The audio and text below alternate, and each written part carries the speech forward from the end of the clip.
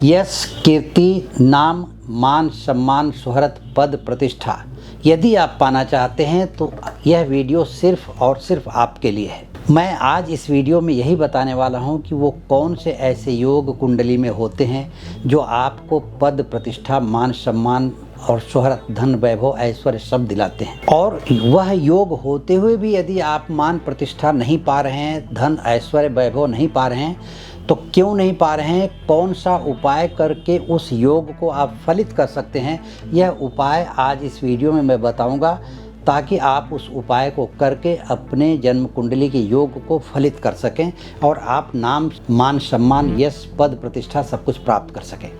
इस चैनल को अगर आपने सब्सक्राइब नहीं किया है तो सब्सक्राइब जरूर कर लें, ताकि समय पर वीडियो आपके पास पहुंच सके।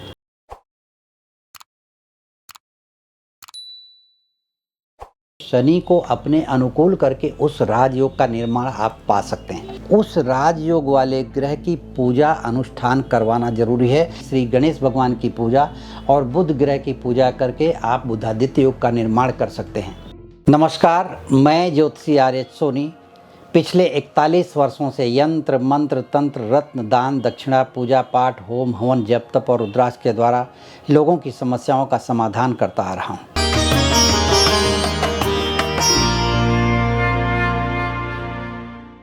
इस संसार में बिना संयोग के कुछ भी नहीं होता। ब्रह्मांड में स्थित 9 ग्रह, 27 नक्षत्र और 12 राशियों के द्वारा ही पूरी दुनिया यानी सृष्टि संचालित होती है। और इसी में से कुछ योग ऐसे बनते हैं जन्म कुंडली में। ग्रहों की स्थिति जन्म कुंडली में जब अच्छे भाव में होती है, अच्छे ग्रह अच्छे भाव में होते हैं, तो किसी न किसी प्रकार के राजयोग का निर्माण होता है। और उसी में एक योग होता है बुधादित्य योग, एक होता है महाराजाधिराज योग, एक योग होता है गज केसरी योग, शश नाम का राजयोग होता है, हंस नाम का राजयोग होता है। उसी तरह से जन्म कुंडली का पहला, चौथा, 7वां और 10वां भाव जो है भगवान विष्णु का कहा जाता है, और 5वां तथा 9वां भाव माता लक्ष्मी का कहा जाता है। जैसे माता लक्ष्मी के बिना भगवान विष्णु अधूरे रहते हैं, वैसे ही प्रथम, चतुर्थ, सप्तम और 10वां भाव बलवान हो और 5वां, 9वां भाव खराब हो, तो वैसे में किसी भी राजयोग का निर्माण होना बहुत मुश्किल हो जाता है। तो ऐसी परिस्थितियों में जब कोई भी ग्रह पंचम भाव में, 9वें भाव में हो, पहले, चौथे, 7वें, 10वें भाव में हो और एक दूसरे के साथ परस्पर दृष्टि संबंध हो, तो यह किसी न किसी प्रकार के राजयोग का निर्माण करते हैं। और ऐसे ही राजयोग वाले व्यक्ति इस दुनिया में बहुत से लोग पाए जाते हैं, लेकिन उनको ये पता नहीं होता कि हमारे कुंडली में राजयोग है। और राजयोग होता है, लेकिन वो फलित तब होता है जब उसकी दशा या अंतर्दशा आती है। अब दशा या अंतर्दशा जीवन के आखिर में आने वाली है, तो वह योग जीवन के आखिर में फलित होगा। लेकिन ज्योतिष शास्त्र में कुछ ऐसे उपाय बताए गए हैं, ऐसी विधियां बताई गई हैं, ऐसे पूजा पाठ अनुष्ठान बताए गए हैं कि उन्हें करके व्यक्ति अपने राजयोग को समय से पूर्व फलित कर सकता है।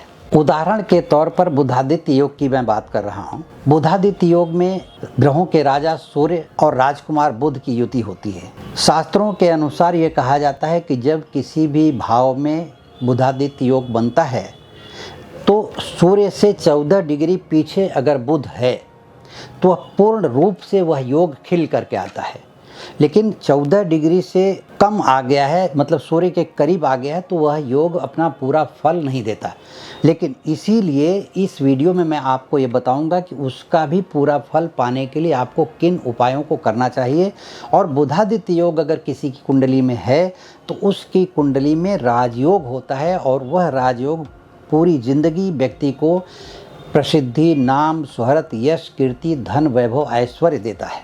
अब जैसे महाराजाधिराज योग की मैं बात कर रहा हूँ। सप्तम भाव का स्वामी अगर पंचम भाव या 9वें भाव के साथ संयोग करता है या दृष्टि देता है या उसके साथ किसी अन्य ग्रह के साथ युति करता है, तब महाराजाधिराज योग का निर्माण होता है। और ऐसे योग में आदमी अपने ज़िंदगी में महाराजा की तरह से ज़िंदगी जीता है, उसे किसी भी प्रकार की कमी नहीं रहती।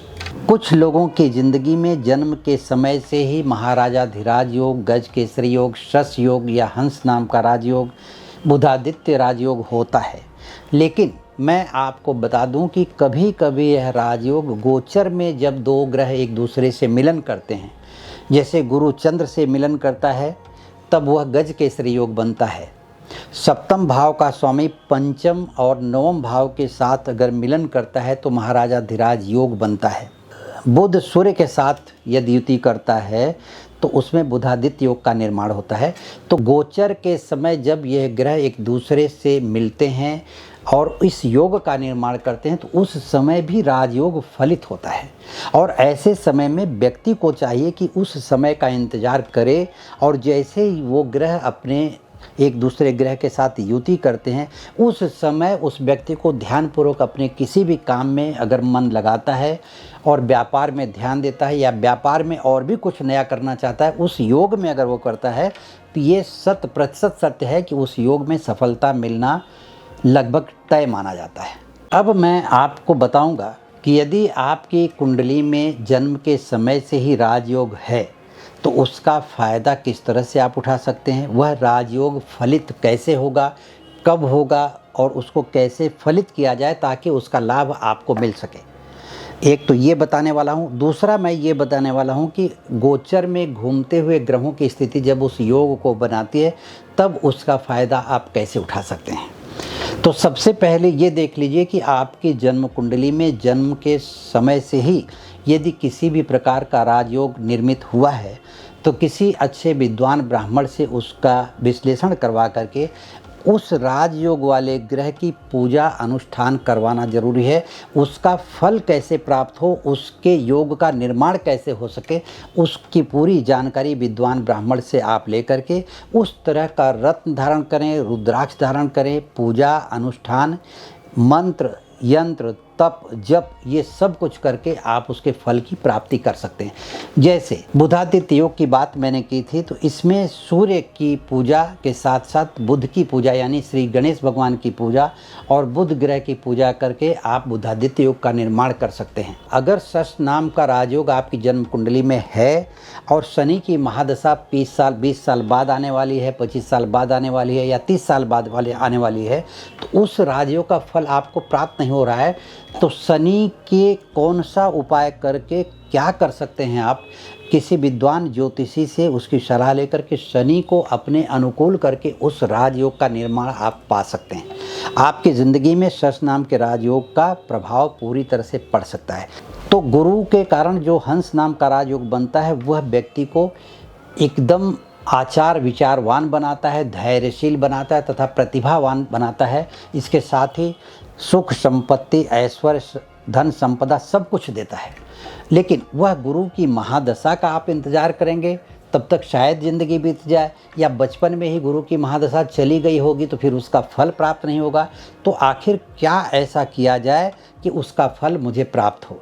तो मैं आपको बताऊं कि फिर गुरु की आराधना, गुरु के मंत्र का अनुष्ठान करना, गुरु के मंत्र का जप करना, उनका होम हवन करवाना, प्रत्येक गुरुवार भगवान विष्णु के दर्शन करना, इन बातों को यदि आप करते हैं किसी विद्वान विशेष ज्योतिषी से सलाह लेकर के कि गुरु का, देखिए उसमें भी क्या है, गुरु के ऊपर किसी ग्रह की दृष्टि पड़ रही है आपकी जन्म कुंडली में तो राजयोग फलित नहीं होगा। तो उस दृष्टि को कैसे हटाया जाए, कैसे गुरु का प्रभाव अपने ऊपर अपने अनुकूल लाया जाए, ये सारी विधियां आपकी जन्म कुंडली से पता चल सकती हैं और कोई विद्वान ज्योतिषी आपको बता सकता है।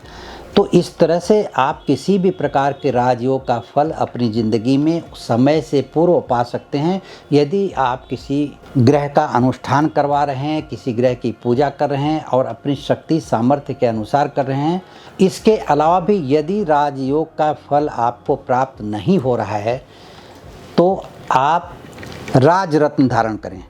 इस राज रत्न के बारे में हमने एक वीडियो बनाया है जो आई बटन पर क्लिक करके आप उसको देख सकते हैं।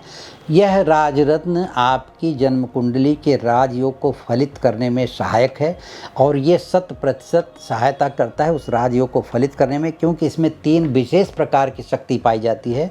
एक होती है आकर्षण की शक्ति, दूसरी होती है इच्छा शक्ति प्रबल करता है, तीसरी होती है सफलता की शक्ति। सफलता दिलवाता ही दिलवाता है। इस राज रत्न को धारण करने वाला व्यक्ति ज़िंदगी में हमेशा सफल ही रहता है। मुझे लगता है कि यह जानकारी आपको पसंद जरूर आई होगी। यदि आप सफल व्यक्ति हैं तो आप अपनी सफलता को बरकरार रखना चाहेंगे। और यदि आपकी ज़िंदगी में असफलता है तो उस असफलता को सफलता में बदलने के लिए जन्म कुंडली का विश्लेषण करवा करके उसका उपाय ज़रूर करें। जन्म कुंडली का विश्लेषण करवाने के लिए या मुझसे व्यक्तिगत रूप से संपर्क करने के लिए इस वीडियो के नीचे दिए गए लिंक पर क्लिक करके आप मुझसे संपर्क कर सकते हैं। इस चैनल को अगर आपने सब्सक्राइब नहीं किया है तो सब्सक्राइब जरूर कर लें, लाइक करें और अपने लोगों के साथ शेयर करें ताकि वीडियो सभी लोगों तक पहुँच सके और सब लोग इस जानकारी का लाभ उठा सकें। आपके कोई विचार होंगे तो कमेंट बॉक्स में मुझे लिख करके भेज दीजिए ताकि मैं उसका उत्तर दे सकूं, आपको समाधान मिल सके। धन्यवाद, नमस्कार।